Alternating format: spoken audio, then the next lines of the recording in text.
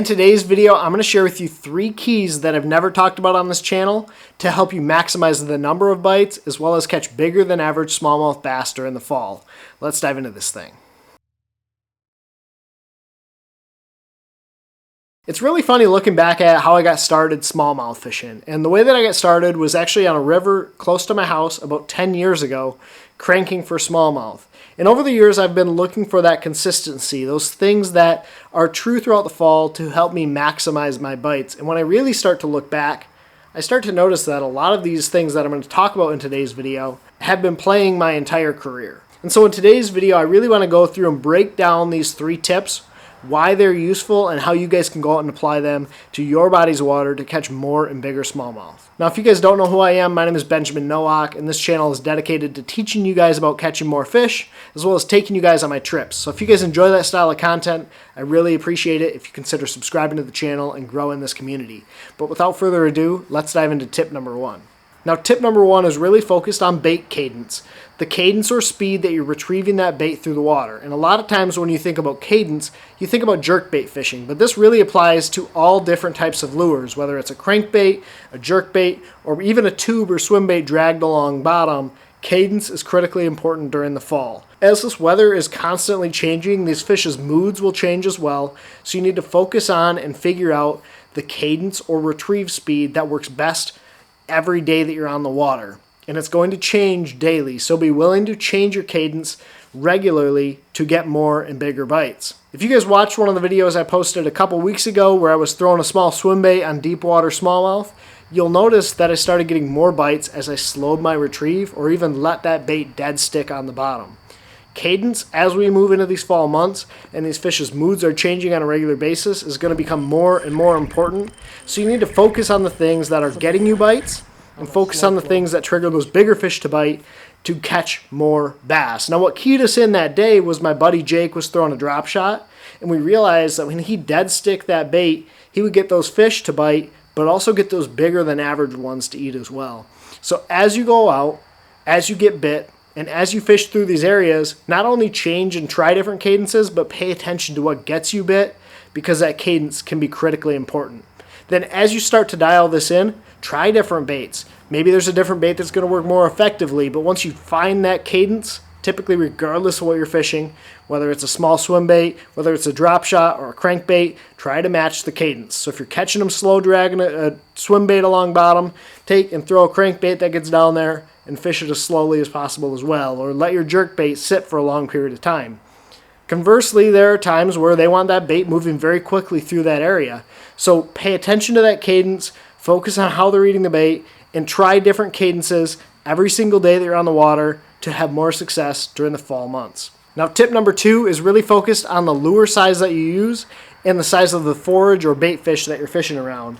And you guys are going to see this bait in the video coming up, but I was taking this small square bill and throwing this over 9 foot of water because those fish were keying in on small shad that were flicking just underneath the surface, and they were feeding on bait that was just about this size.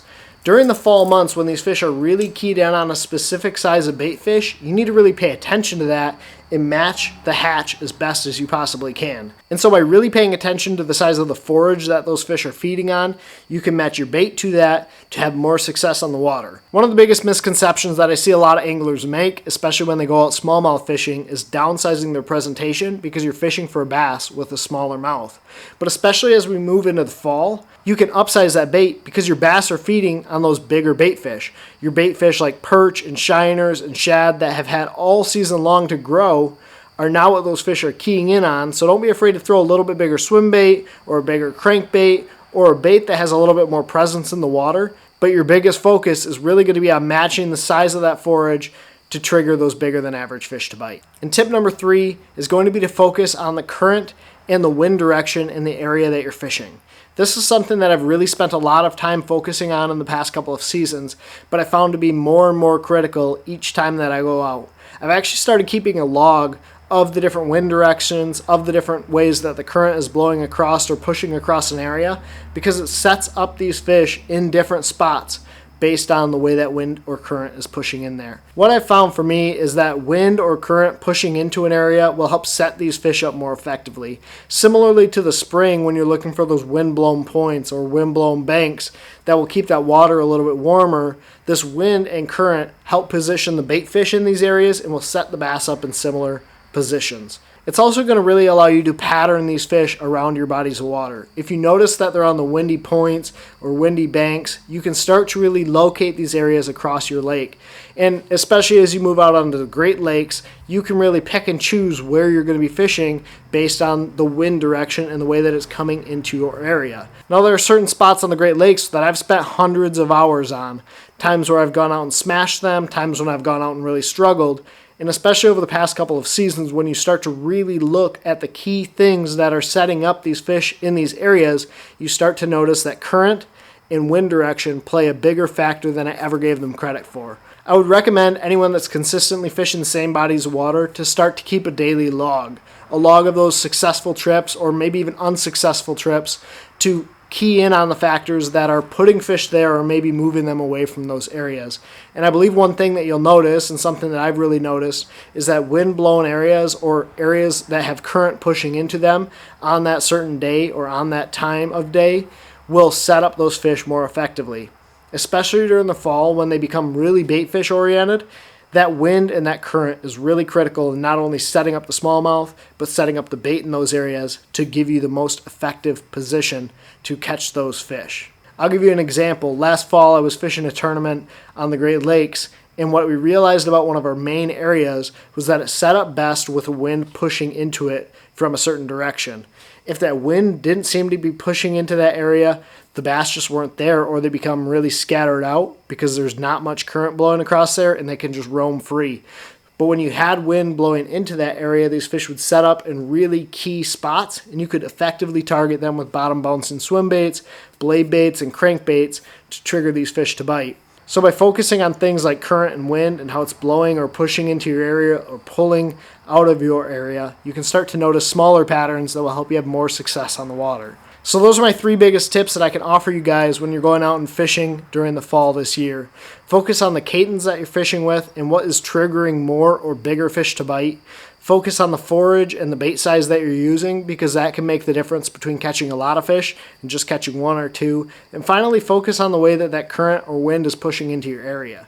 Maybe try different areas or different places that the wind or current is setting up on differently to figure out how those fish on your bodies of water react to that wind and that current on your lake. If you guys enjoyed this video, please do me a huge favor. Hit that thumbs up button. Hit the subscribe button. Let's grow this community. If you guys want to see me go out and fish a crankbait for smallmouth bass during the fall, click this video right here. If you guys aren't already subscribed, you can smash my face right there. It'll take you down there. Hit subscribe and let you know when I post more videos just like this one. I really appreciate you guys for watching. Would love to know what you guys think about this style of content.